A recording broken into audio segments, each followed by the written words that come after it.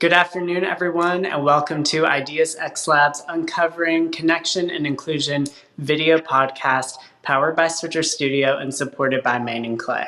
I'm Josh Miller, the host for today, and I am really excited to delve into our discussion with Jason Jones, who is the Disability Specialist with University of Kentucky's Human Development Institute. And I first got connected with Wellness Edge and the work they're doing at UK through a CDC grant about a year and a half, 2 years ago.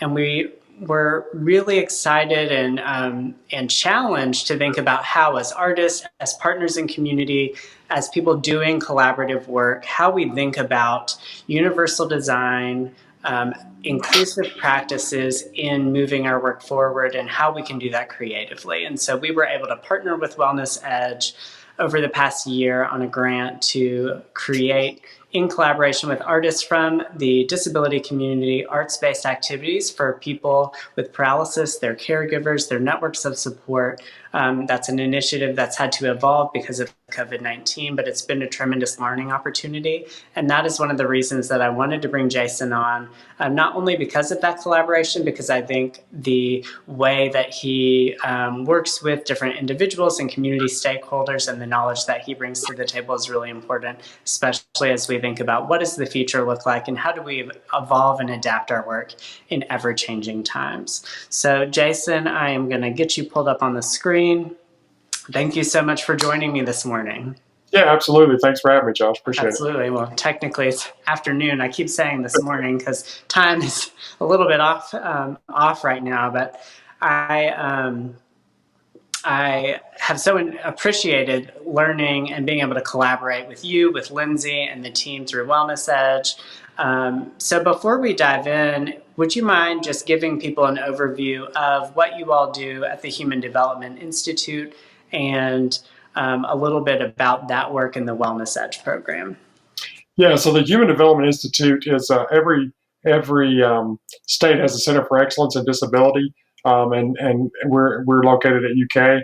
It's about 55 or so projects at this point, all involving every aspect of life for people with disabilities, everything from early childhood education all the way up through a lot of what we do is involved with employment for people with disabilities, and anything we could do to make the world a little bit better inclusive.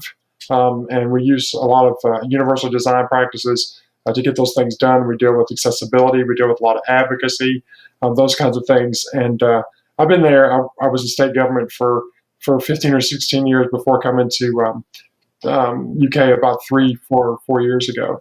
And it's really cool because we get a chance to interact with a lot of different groups, and we really are kind of the hinge pin for a lot of people, to kind of the difference in whether or not they would be successful in society. And it's one of the really exciting things about what we do.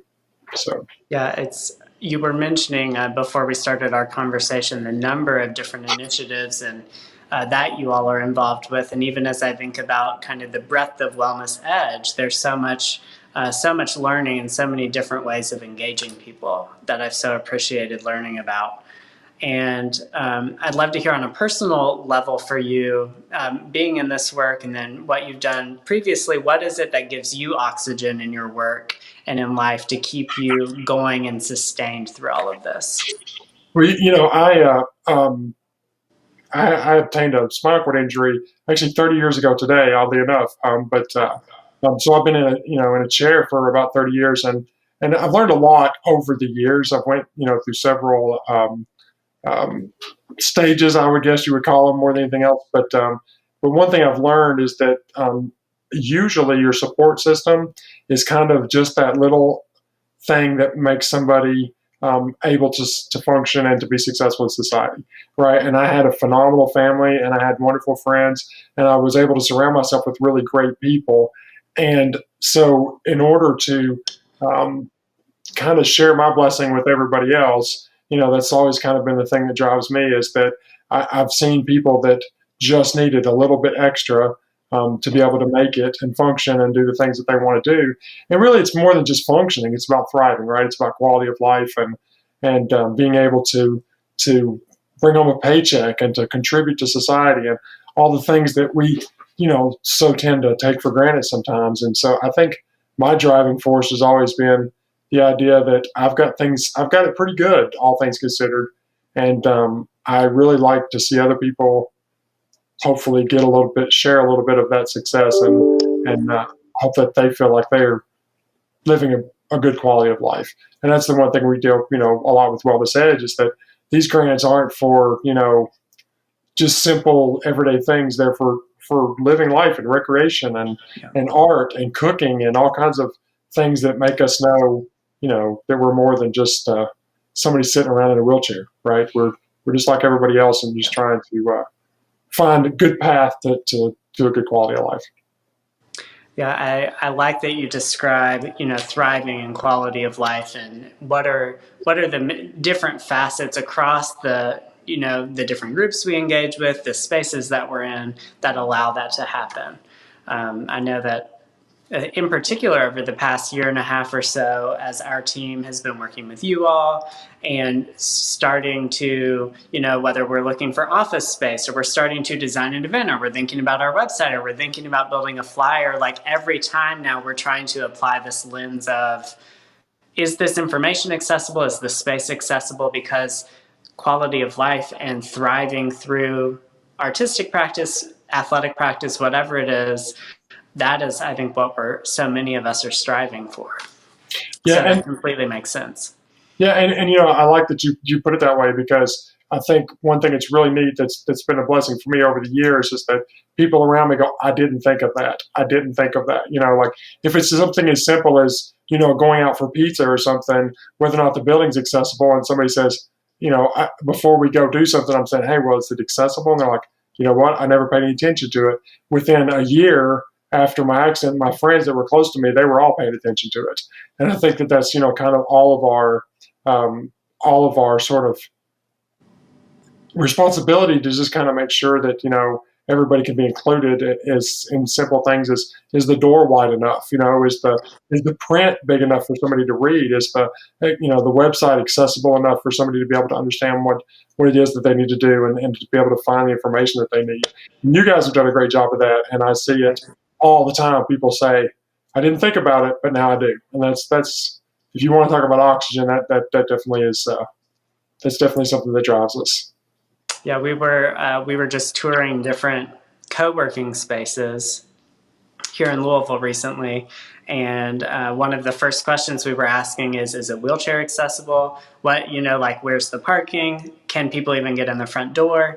And once you start to ask those things and you look and they walk you through, and it's like, well, there's front steps up to the front of the building, 2 floors of the building are inaccessible, they're only by stairs, then it really helps you to kind of frame up, like, here's how we're prioritizing, and we can more easily make decisions. Yeah. So it's been an interesting and something that we're grateful for, just to be challenged to continuously think about that. You talk about your support networks and, your close friends and people's processes and ways of thinking evolving. And one of the things that we've been talking about on our Uncovering Video podcast is the concept of covering. So the downplaying or hiding of a facet of ourselves at work or in life, whether that's appearance-based, affiliation-based. And so I was wondering if there are examples of that for you in your life, or that you've seen play out, and what steps you may have taken to kind of address those and proactively think about what uncovering looks like for Jason. Well, it's funny, because I think that is something that has definitely had sort of an ebb and flow over the years. I know early on I didn't want anybody to think of me as different, so I would not associate with any other people that had disabilities. I remember I lived in Somerset, and there was a group home there that had a lot of people with intellectual disabilities. And, I would go to the movie theater and they would have a bunch of people there, and I didn't want to be associated with that. I didn't want people to think just because I was in a wheelchair that I had an intellectual disability. And that's a horrible thing for me to think now. But this, you've got to remember too, I was 15 when I got hurt. So, I was still dealing with a lot of those rites of passage and, kind of trying to figure out who you are and all that kind of stuff. So it was a little different. But, over the years, I have really come to super appreciate having those outlets to talk to other people that are going through the same thing you're going through, right? And I don't spend much of my day every day thinking about disability. I think about what we can do, what I need to do with my, I have a wife and two sons, and we try to live life like everybody else. But I think a lot of the ways that people, especially when you have an obvious disability like me, I mean, I'm not going to hide my disability, but there are a lot of aspects of my disability I can hide. I think that affected me in dating a lot of times. I didn't want to let somebody get too close to know how difficult life can be sometimes, because I was afraid that would scare them away. And then sometimes when they would get too close, I would maybe even push them away because I couldn't imagine them having to deal with all the the things that I have to deal with on a daily basis. A lot of those things involving physical things that you have to do to just survive. So I would say an answer to your question would be, depending on when you would have asked me. If you'd asked me the same question 10 years ago, it might have been a little different today. And I don't know if it's an adjustment thing or a maturity thing or what it is, but now I don't tend to cover, I would think, as much. And also for me, I kind of cheat because I work for a group that is completely immersed in disability. So there's not a lot of reason for me, especially in a work environment, to cover up, I find now, is the more I can talk about my disability, the more I can share about things with other people, the better off everybody is. So covering, to me at this point, would be almost an injustice. Yeah. Right. Yeah. So, but it's not always been that way, Josh. I'm not going to lie. It's definitely had its ups and downs. So, and I appreciate you sharing that, because I think so many of us, in whatever form, there's kind of an arc to how we experience different things and the level of comfort that we have, and Sure. how much we cover or uncover those things across our lifespan. So I would love to hear if you have either ways, mental processes that you use to work through things, or recommendations of what you've seen other people do in terms of kind of overcoming some of that inner dialogue. You talked about the dating, for example, and kind of making decisions for other people about what they could handle. So what are some of those things that helped you in getting to where you are now? It's funny because I think so much of that kind of thing is so personality based, right? Mm-hmm. And so, it's whether, if you're not an open person, then when you have a disability or you obtain a disability, you're not necessarily still going to be an open person. Like I for lack of a better term, I had a guy say, I used to have a friend who was in a chair, so paraplegic, and he would say, if you were an asshole before your disability, you're still going to be an asshole afterwards. Like it doesn't change your personality necessarily. But the things that I do, and I encourage everybody to do the same kinds of things, is just find good people. I mean, it's been the best part of my life, without a doubt. And I have, sort of a big personality, but that I've always been able to find people that just made me better, and I use the same, I used a quote, and I don't know where it came from, but I've used it for years, and it says, your ability to influence another person is directly related to how they feel about themselves in your presence. So I've kind of always sort of, like, that's sort of been my prescription for life, like if you make people, it's so funny how just listening to somebody makes all the difference in the world, It does. and just saying, and I've never been somebody that says I understand, because most of the time I don't. Right? I mean, if you tell me, "Hey, I understand what it's like to be in a wheelchair," I'm going to look at you like, "Nope, you just lost all credibility with me," because and vice versa, it works that way. But if I make you feel like that, I have people say things to me all the time, like, "I couldn't do it if I was in your shoes," or "I don't see how you do it," or whatever. And I guess the answer to that question is, you just do. I mean, what's the alternative? So I use a lot of I like to meditate and think about the things in life that are important to me and really focus on those things. And then, the fun thing about working at UK and the stuff we do is we get to see a lot of success directly with consumers, as we call them, or customers, or just, our outreach is so phenomenal because we get a lot of good feedback, and that drives me to want to do more. But listen, man, I mean, you're a human being. You wake up those days and you just go, don't want to do it today. Like I don't always have a good attitude, and I don't always enjoy or relish the idea that I got to go another day in a wheelchair. But it is one more day to be alive, so can't complain too much. I like how you talk about the personal nature of it, because there is such a difference in trying to empathize with someone, but recognizing that there are some things that you can never imagine, like truly relate to if you have not been through that. Um, but I've been so inspired by not only collaborating with y'all, but the artist Abby Marsh that we've been able to collaborate with through Universal Art, and the way that she has slowly over time adapted the way that she creates art and documents it and talks about those different tools and how she does that. And I think that's such a great example, like you were saying, of you have an option, and it's to look forward and to continue living. So Right. how do you make the best of that? And I think she really has been a great example of that. Yeah, and she's super talented too. I mean, let's not leave that part out. Absolutely. She Oh, is. absolutely. She's got an eye that I wish I had. Now that things are evolving with COVID-19 and ways of working are evolving, are there examples of how you've seen people, even more so than before, integrating universal design principles in terms of how they are doing outreach and making things accessible, or recommendations you would have for people given where we are right now and how much digital connection and technology we're leveraging to engage with our communities? I think we are very lucky in that the time that we're living in lends itself to having so many options, Yeah. right? And we've got more options than we've ever had before. And some things that a lot of people don't think about are like used to when Zoom first came out, right?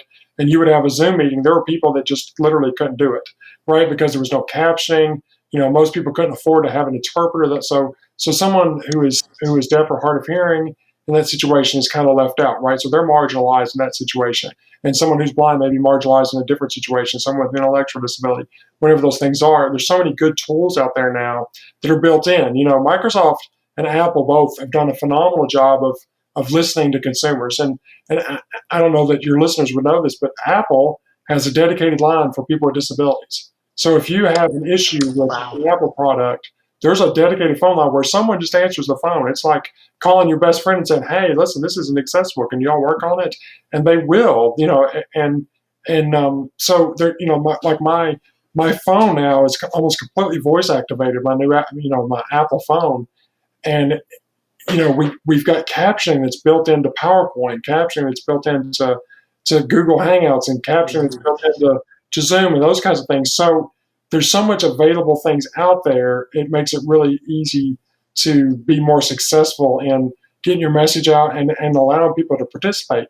Because at the end of the day, that's really what it's about. Because if you say we need 10 people to give us ideas, but only 6 of you are physically able to do so, so we're only going to listen to you 6, then you have 6 people that are making decisions for the other 4 that don't necessarily understand what they need and what they need to be successful moving forward. So there's no reason in the world, like I'll get on a Zoom meeting. There's nothing wrong with my hearing, but sometimes you get 7, 8 people on a screen. That captioning at the bottom of the screen is nice for everybody. It is. And it helps you, allows you. I was watching Stephen Colbert the other night, and he had Shaq on, and Shaq mumbles like he and on an interview he's hard to understand, but then when it was on Zoom and they're in 2 separate parts of the world, like I couldn't understand a word he said, so you just turn the captioning on and then, oh, okay, well now it makes sense, you can understand what he says.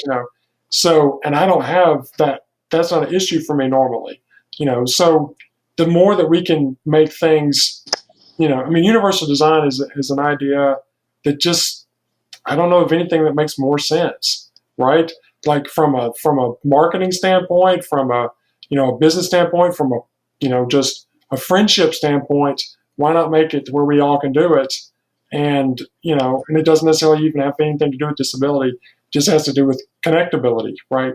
So if it's not accessible to everybody, people are getting left out. Yeah, it reminds me of the curb cut effect, right? So Yeah. curb cuts were put in based on, I think it was in the 70s with the Accessibility Act.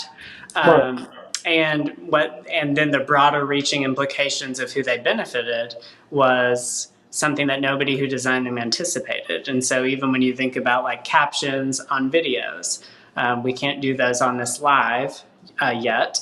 But what we can do afterward is re-upload it to YouTube and then have it generate captions and then go in and correct them. And that not only serves people who may have some kind of challenge with hearing, but also with people who need to watch it when it's on silent, or they can't Right. have the volume on for some reason. And so there's these multi-layered benefits for all of these different things like you were talking about.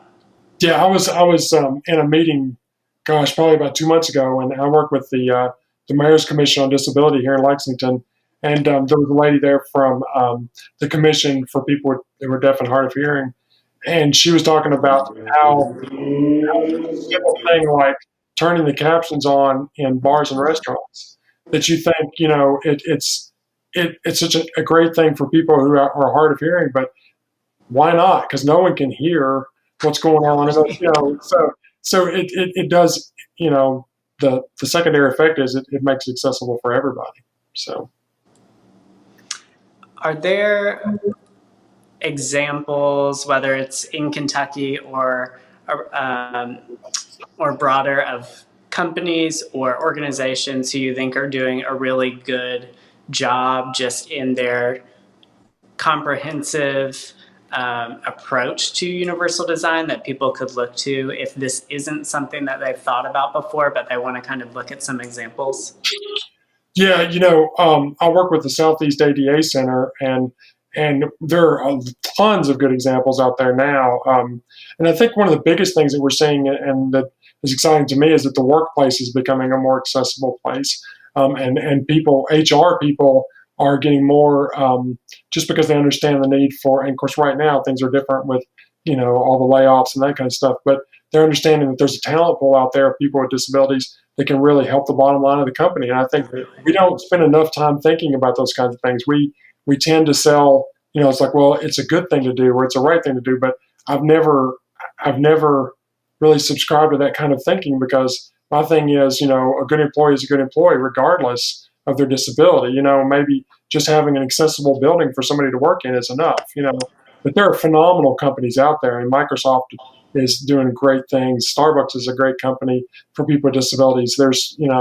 I think in every technology realm now that there is an emphasis on those kinds of things. I was blown away. Disney World has its own disability department, where you call there and you can say, I need the bed raised up 1.5 inches so I can get under it, and with my lift, and they're okay. And it's and they respond. And again, they're in a service industry where it's dumb not to, right? Yeah, I mean, why totally. cancel out? We know that 30% of the population has some sort of a disability. So you're canceling out a third of your potential customers by not being accessible. So, and honestly, I'm fine with that being the reason. Like, I know some people say, well, you should do it because it's the right thing to do. That's fine, but as long as it's done, I really don't care how you get there. I'm okay with you saying, okay, if we don't, find a way to reach out to this population, it's going to cost us $30 million a year. If that's your motivation, that's fine, because I still get to go there at the end of the day, right? It's still Yep. accessible for me. Yep. So, but there are a lot of great, the Job Accommodations Network out of West Virginia is great. The National ADA centers are all those are free. You can look up the Southeast ADA Center if you're in one of the southeastern states. That can give you free advice on ways to make things accessible. Those kinds of things. Hotel chains are doing better. The one place that's not doing good that I would love to see at some point figured out is airlines, because travel is so difficult, for people in chairs. If airlines could figure it out, I think we would be getting close. But again, the technology companies are leading the way. So Those are some great examples. So thank you for sharing that. mhm.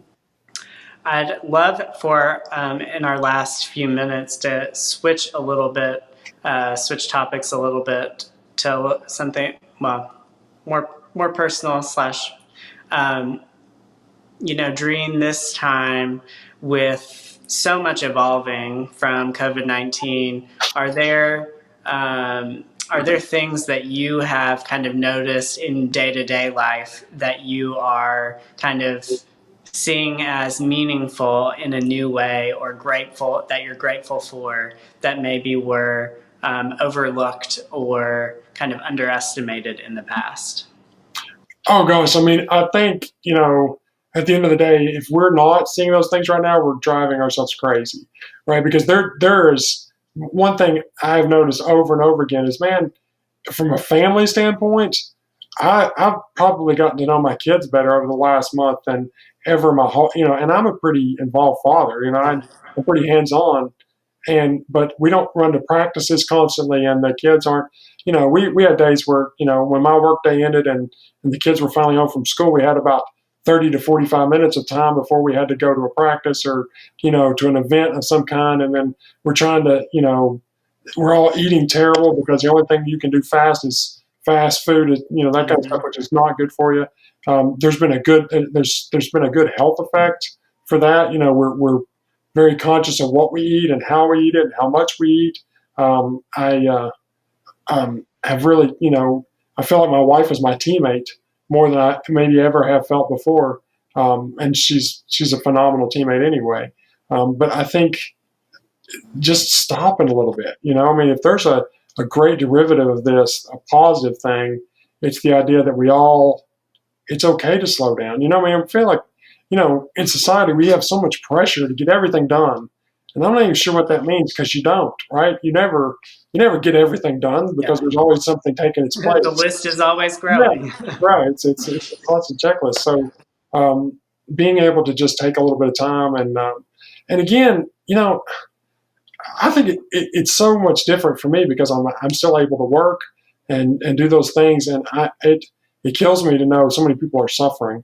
I mean, that's tough. Just from a humanity standpoint, I'm a very try to live a very empathetic kind of life, and I don't understand what people are going through that just all of a sudden one day didn't have a job because of something they had nothing to do with. Right? I mean, this is something that was thrust upon us. We didn't ask for it, and so I'm balancing the fact that I'm very happy with the fact that I'm okay, knowing that there's so many people that aren't.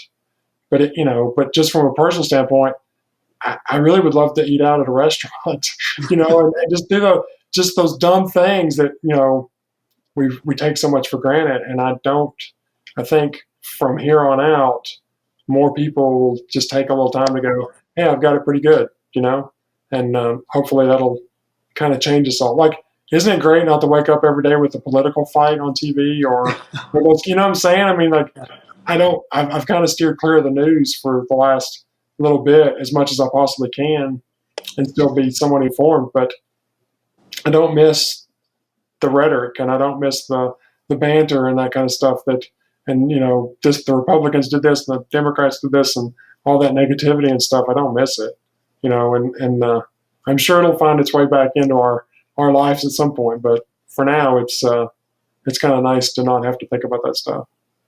Yeah, I did. As I thought about this year, I definitely didn't think like I'm going to look forward to 5 p.m. when our governor is on Facebook Live. I know. I mean, But I've actually, I've really, that's something I've come to appreciate. But what you're sharing, I've heard from a lot of different people in terms of the way that they've been able to connect with family, and in particular with their kids. It's time that people would never have gotten in this quantity before.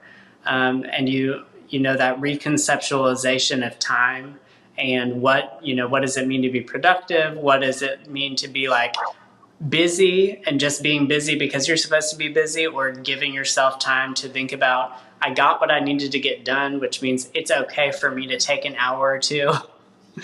And that's kind of a whole just process that you have to work through as all of this evolves. Yeah, and you make a great point of that. You feel like that you've got to get those 8, 10, 12 hours, whatever in. And then all of a sudden you get, you have to force yourself to be okay with not being busy. Right. And that's different for me because I'm the kind of person that like, I'm on a call and I've got something in the corner of the screen and I'm working on a spreadsheet. Like I need 5 things to feel like I'm doing anything. And there are times now when it's like, oh no, it's okay. You're home all day, get everything done, and then relax for a minute. And it's been a bit of an adjustment. And I hope I don't go too far, in 2, 3 weeks or a month or whatever. And I'm like, just kind of lazy at that point. So, I have a feeling that you'll be kept. Yeah. You'll have a harmony there. Yeah, I think you're right. Yeah, on Saturday, I hadn't realized that like since for like a month, there hadn't been a day where I had not created some kind of video content in terms of like even just Marco Polo with friends or like Instagram stories or the video podcast. And so Saturday we just like made art for 5 hours and watched movies and ate cookies and like that was all. And that was okay because it was good. And so just remembering that we can skew one way, which is not getting enough done, but then you can skew the other way because time has kind of lost these boundaries and work so much. So that's something I've appreciated getting regrounded in. Yeah, it's a weird world that you live in when you have to look at the calendar every day to know what day it is. Like I honestly, there's just certain things that happen, every week, sort of in the same way that aren't happening anymore, and it's time is kind of irrelevant other than sleep, right? And we've even looked up one night and we were watching stuff with the kids. It's like, oh my God, it's 11:30. Our kids never like they're going to be awful tomorrow. Like you just don't. It just gets away from you. Don't even think about it. So. Well, we are coming to the end of our time for today. Before we wrap up, is there anything else, whether it's Wellness Edge Universal Design related or just in general, that you'd like to share as a parting thought? I mean, I don't know. I really appreciate the opportunity to speak to your viewers, and I just think, man, everybody keeps saying we're in this together, but I guess as cliche as that may be becoming, it is true. And I just hope everybody, when we get on the other side of all this stuff, is mentally healthy and ready to get back into life. And I hope that we don't forget the lessons that we're learning every day right now. Yes. I think that's the sad thing will be if a year from now everybody's still honking their horns and yelling at each other and in a big, huge hurry and kind of not paying attention to the good things we have. So, and again, I always say, I like to end with, how do people feel about you? How do people feel about themselves when they're with you? And I think that's a huge thing. So I think we should strive to make people feel like they're important, if only for a few minutes. Well, I think that's a great way to close for today. And I've really enjoyed being able to connect on this level like we haven't gotten to in the past, since we're generally communicating as part of a grant-related discussion. Right. So thank you, Jason, for your time today. I'm really excited to continue collaborating with you all in the future. Great. Thanks, Josh. Have a good day, man. All right, everyone. Well, that wraps our discussion for today. Thank you all for tuning in for Ideas xLab's Uncovering Connection and Inclusion video podcast, powered by Switcher Studio and supported by Main & Clay. We'll be back on Thursday with Sean Chavez, the CEO of Living Book, on Ideas xLab's Facebook page. If you want to watch our past interviews and learn more about our work related to inclusion and these creative approaches that we can take, go to ideasxlab.com/uncovering, and have a great day.